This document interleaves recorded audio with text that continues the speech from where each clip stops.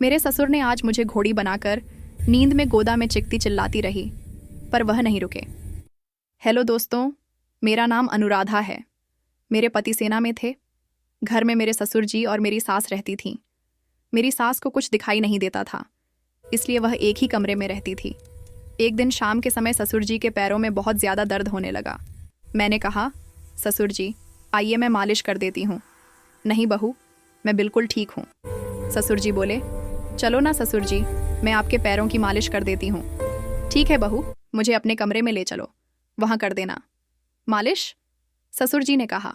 मैंने ससुर जी को हाथ पकड़कर सहारा देते हुए उनके कमरे में ले गई। मैंने उनके पैरों की मालिश की। बहू ज़रा ऊपर करो, मालिश ऊपर ज़्यादा दर्द हो रहा है। ससुर जी बोले, हाँ ससुर जी, घुटनों के थोड़ा ऊपर। हाँ बहू, मैं सब कर दूंगी, आप टेंशन मत लो। मैंने कहा।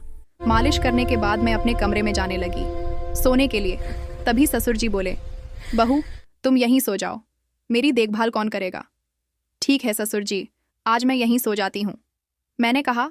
ससुर जी को मैं अच्छा समझकर सो गई, लेकिन जब सुबह उठी तो मेरे बाल उलझे हुए थे। मेरे गाल पर ऐसा लग रहा था जैसे किसी ने रसमलाई समझकर इसका स्वाद लिया हो। मैंने ससुर जी को देखा, वे गहरी नींद में सोए थे। मैं उनके पास गई और बोली, ससुर जी मेरी तरफ देखो, मैं इतनी बदल कैसे गई हूँ? यहाँ कोई आया था क्या? नहीं बहू, यहाँ तो कोई नहीं आया, दरवाज़ा तो अंदर से बंद था। बहू ये तुम्हारा भ्रम है। ससुर जी बोले, लेकिन ससुर जी मेरे निचले हिस्से में बहुत दर्द हो रहा है, जैसे बहुत बड़ा था। बात मेरी नहीं है, मेरे निचले खजाने के मज़े किसी ने लिए ऐसा लग रहा है। मैंने कहा, लेकिन बहू यहाँ तो मेरे सिवा कोई नहीं था, मैं भला अपनी बहू के साथ ऐसा कैसे कर सकता हूँ? ससुर जी ने कहा। मुझे ससुर जी अच्छे लगे, लेकिन मैंने बिना बताए एक कैमरा लगाकर रखा था। सोने से पहले मुझसे चला भी नहीं जा रहा था, लेकिन मैं किसी तरह अपने कमरे में गई और कैमरा चेक करने लगी। कैमरा चेक करने के बाद मैं चौंक गई। रात के करीब 1 बजे ससुर जी मेरे पास आए और मेरे खजाने को खोलकर मजा ले रहे थे। ये सब देखकर मुझसे रहा नहीं गया। मैं ससुर जी के पास गई। उस समय वे सोए थे। मैंने कहा, ससुर जी जरा उठो, ये क्या है?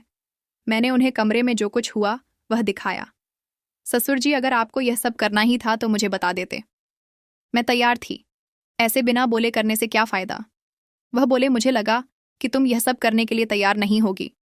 तुम्हें तो पता है कि तेरी सास देख नहीं सकती, उनके साथ ऐसा करना ठीक नहीं है। मैं जानती हूँ ससुर जी आपका क्या हाल है। चलो कोई बात नहीं, लेकिन आज रात हम खुलकर मौज करेंगे। मैंने कहा।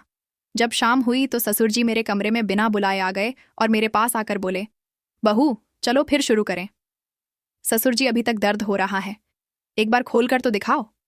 मैंने कहा, ठीक है बहू, आओ मेरे पास। ससुर जी बोले। देखकर मैं हैरान हो गई। ससुर जी तो लंबे रेस के घोड़े निकले। ससुर जी अब देख क्या रहे हो, खजाना तुम्हारे सामने है, आओ। मैंने कहा, इतना सुकून तो मुझे मेरे पति से भी नहीं मिला, आज तो मज़ा आ गया। मैंने कहा, बहू मुझे भी बहुत दिनों से नहीं मिल रहा था, आज तो मैं इस खजाने को लेकर ही रहूंगा। ससुर जी बोले। ससुर जी ने 3 घंटे तक खजाना खोजा, उसके बाद वे थक गए।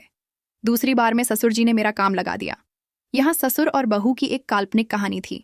इसका उद्देश्य किसी को उत्तेजित करना बिल्कुल नहीं है। अगर आपको हमारी कहानी पसंद आई हो तो वीडियो को लाइक करें और हमारे चैनल को सब्सक्राइब करें।